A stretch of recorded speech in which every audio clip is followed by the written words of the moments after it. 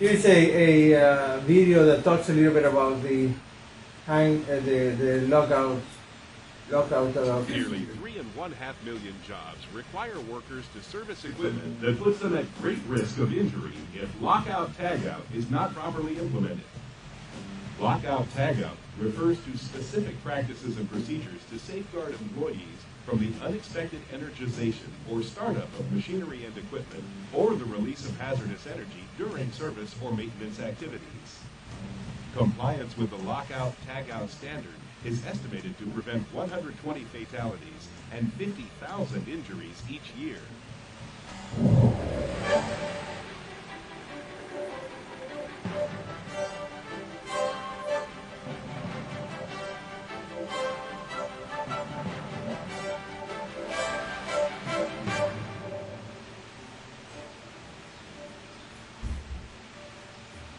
The lockout-tagout standard applies to all employees who work with or are around machines that may need to be serviced or maintained.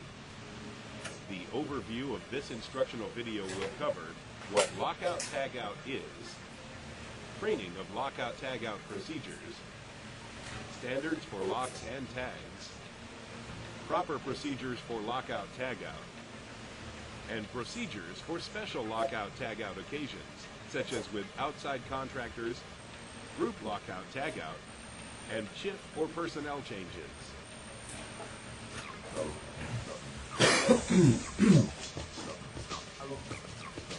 Lockout-tagout is a set of safety procedures designed to reduce the risk of injury due to accidental activation of machinery or energizing of electrical systems during servicing or maintenance. It is addressed by OSHA under the standard 29 CFR 1910.147, the control of hazardous energy. Lockout-tagout is required to ensure that before any employee performs any servicing or maintenance on a machine or equipment where the unexpected energizing, startup, or release of stored energy could occur and cause injury, the machine or equipment shall be isolated from the energy source and rendered inoperative. OSHA estimates that the lockout-tagout standard protects an average of 3.3 million employees each year at 1 million firms, and that it has reduced fatalities from unexpected activation of machinery at facilities in the automobile and steelmaking industries by 20 to 55% in the years since promulgation.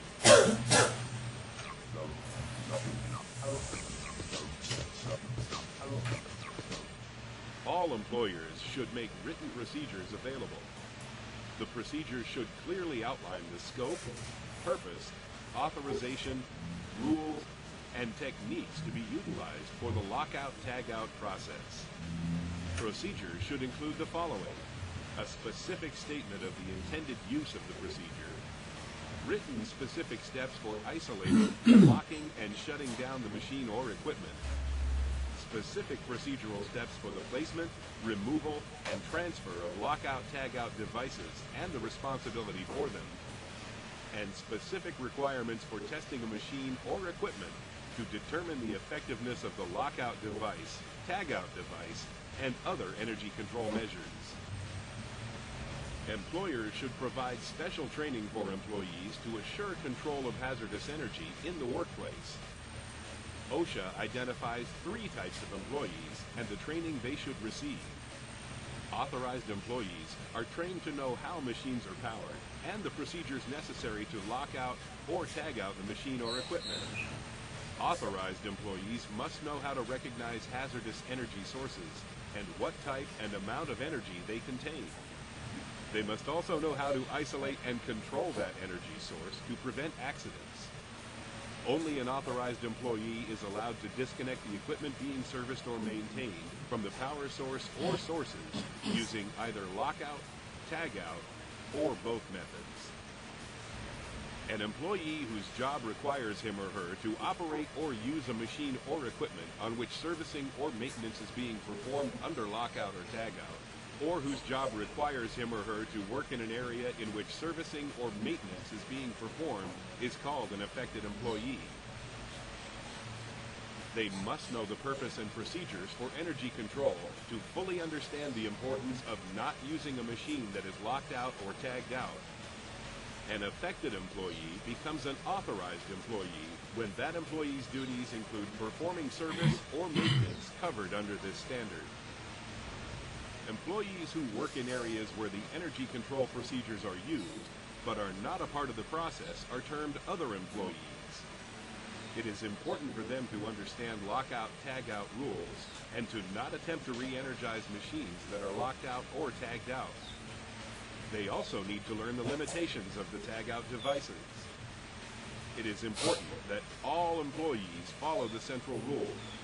No one should ever try to start equipment that is locked out or tagged out. Employees should be retrained when their job assignments change, the machines change, equipment or process creates new hazards, and when energy control procedures change. An employee is also required to be retrained if during an inspection he or she doesn't appear to follow or fully understand the procedure. Inspection of the lockout, tagout energy control procedure by the employer is required at least once a year. The person conducting the inspection must not be involved in using the specific energy control procedures that are being inspected. During the inspection, the employer or authorized employee checks to see if all employees are following the lockout-tagout procedure. The inspector reviews lockout responsibilities with all authorized employees. Inspections help find and correct problems and keep employees safe. Inspection documentation should identify the machine on which the energy control procedure was inspected, the date of the inspection, employees included in the inspection, and the person performing the inspection.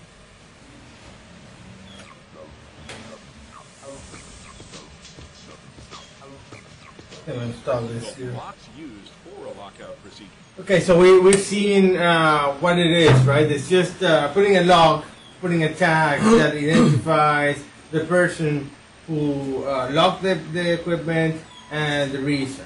You know, so anybody cannot just come in and flip on the switch while somebody's doing a maintenance or repair. So that's the procedure. Then we have minimum distance from electrical wires 10 feet. Now, there are recommendations to stay further away as the amount of the voltage on those lines increases. Basically, you know, you do want to have at least 10 feet away, and if you can, well, the farther away the better. So as we saw in some of the videos, you know, you need to plan ahead. You need to look into what are the potential contacts with high voltage lines and prevent people from getting in touch with these lines. I have seen in job sites cases where they left the crane very close to a power line, and the power line had to be on. So the wind will move the cable on the crane and then starts touching the power line, and you will see hard. That was dramatic. So that, you know, that created a problem, because you then have to call the electrician and the crane operator and get those two people over there to resolve. You know, you can't do anything without the two of them. So you can have the utility company de-energize the line and put a visible cord or sleeve or something that protects employees from getting in contact with the power lines.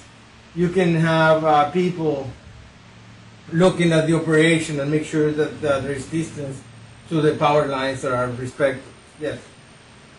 In Mika's presentation, as follow up on what you were saying, in Mika's presentation with the crane, they mentioned that power lines should be visible, and they showed that they had some sort of device on the power line.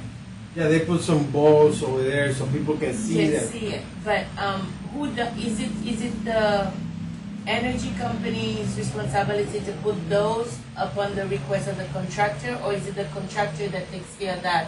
I would say that you have to call the electrical company. They own those cables.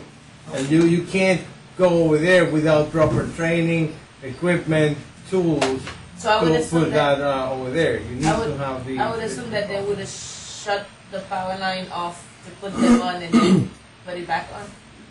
I don't know. I think they have people trained to operate that with electricity going through. I mean, you have more experience than I do. Yeah, I feel they'll just come up, they don't have to shut them down, but that's probably something that you would contact them and have to pay them, and they will get up Yeah. and put them there. I don't think they will do it for free either, yeah. No, They won't come out, like, let's say you have an obstruction, Yeah. they won't come out and insulate their lines for you. They don't, they used to do that years ago, and they don't do it at all. Yeah, it's too much money. Only under. They would, under super special circumstances, then they'll come out and maybe insulate Yeah, the line. and those And when then they you have see on the to big high re- power energy lines, study. Right. they're not made for your safety. They're made primarily for flying helicopters and things so that they see that the line. They're not made for cranes or anything like that. It's if you're moving a crane, it's your responsibility to To call them. Oh, yeah. Thank All right. you. What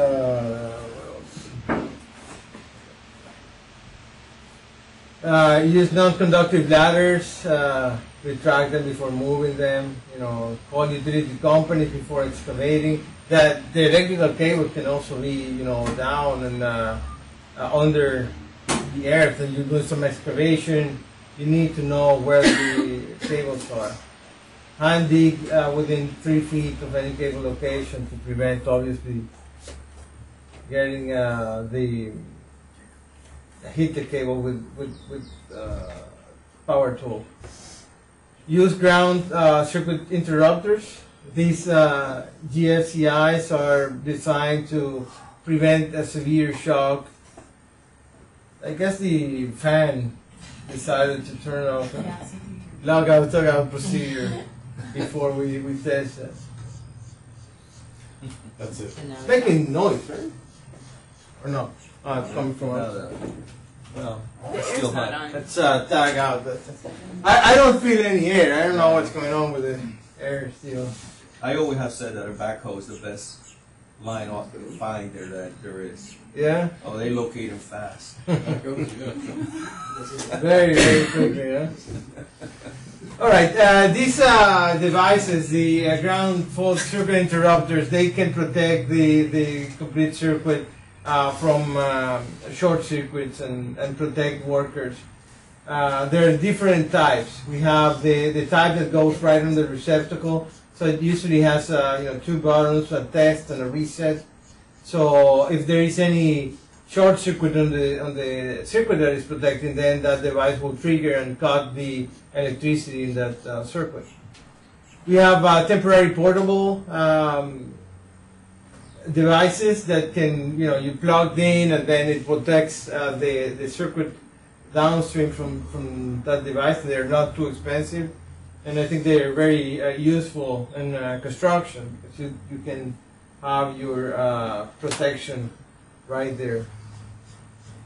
Then you have the circuit breaker type that goes on the panel, so it will protect the whole circuit from the panel perspective. Those are different options that you have to protect the circuit for short circuit.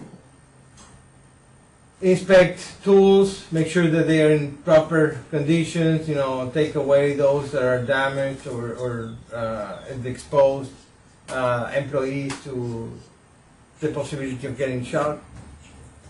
Use power tools as designed, always carry them by the handle, not by the cord. I'm sure no one ever has carry a tool by the cord, right? Or just yanked out of cable. No, you always do it right. So those are important considerations. Keep cord away from heat. Avoid accidental starting. Do not put the fingers while you're plugging something in. Don't hold it by the connection. Have anyone have done that before? Or I'm the only one. you're trying to plug in something and you don't see where the receptacle is, right? So you go with your finger and you feel it. Oh, okay. So then you put your fingers on the thing and surprise! Yeah, it was there. Don't do that. It's remove that doesn't happen when it's too hot. You start not thinking clearly. Yeah. Use double insulated tools. These double insulated tools, they have a non-metallic case. They're plastic, so they will in some way prevent electrocution when operating them. Follow lockout tagout procedures. We've seen that before. You know, here, this is a picture on, where was this? This was I think this was in the block factory of Titan America here in Miami. They have, you know, these, don't forget lockout tagout procedures, because they have a lot of heavy equipment that is maintained on a regular basis. So people need to be aware that if something is not working, it may be because somebody's doing maintenance on it. So ensure power lines are safe, isolate electrical parts, use the GFCIs, provide training. We've seen on and on, providing training to the employees is extremely important, how to recognize hazard, how to do the proper procedures, and so on. Use the guards to protect people from getting in touch with electrical parts, live exposed parts. That's very important. Use signage also. You know, you put in these signs that says precaution, electricity. You know, don't enter, don't touch, warning. Those typically keep people away from putting their hands in the wrong place. This picture is kind of difficult to see, but what happened here is actually it's difficult to look. This is a huge conveyor with blocks, and for some reason that stopped while operating. So this operator pulled in a box where you have some cables and buttons. You press over there, and then the machine started again. What was surprising is that this is huge. I mean, and he's just lying over there. He could got injured very easily. Okay, so use ground fault protection. This is required by OSHA. It's in their regulations. Here we go, 1926-404. The employer shall use either ground fault super interrupters or an assured equipment grounding conductor program as specified in this paragraph to protect employees in construction sites. So you have that, that's mandatory. Every time we see the word shall, it means it's a mandatory regulation. If we see should, then it's a recommendation. So you can get cited if you do not have proper ground protection in your site. Here's a little bit more of that regulations. Employer needs to ensure that all power tools and equipment are maintained in good operating conditions and train the employees in how to recognize hazard, how to recognize that something is not properly in good conditions. We see here, you know, the typical signs that you will have on site. Caution, you know, do not operate the machinery without the guards. Do not operate the machinery without guards in place. So, you know, you have caution, warning. Then you have a little picture over there that shows potential hazards. You know, use hard hats and so on. Provide training. It's extremely important to train your employees in how to recognize these hazards. Check the wire insulation to make sure that it's not damaged. You know, and stay away from high voltage lines. We saw before a video, right, where somebody was doing gutters and those gutters got in touch with electricity. Here is another case where they were handling solar panels and long items that got in touch with a high voltage line. This was a 20-foot metal bracket that touched the electrical wire, and the person got electrocuted. So that's another case. Tools, you know, everybody uses hand tools. You have to make sure that you use them correctly and that you have them in good operating conditions. A little bit of a hand tool. As we look back on injury experiences, one frightening thought comes clearly in focus.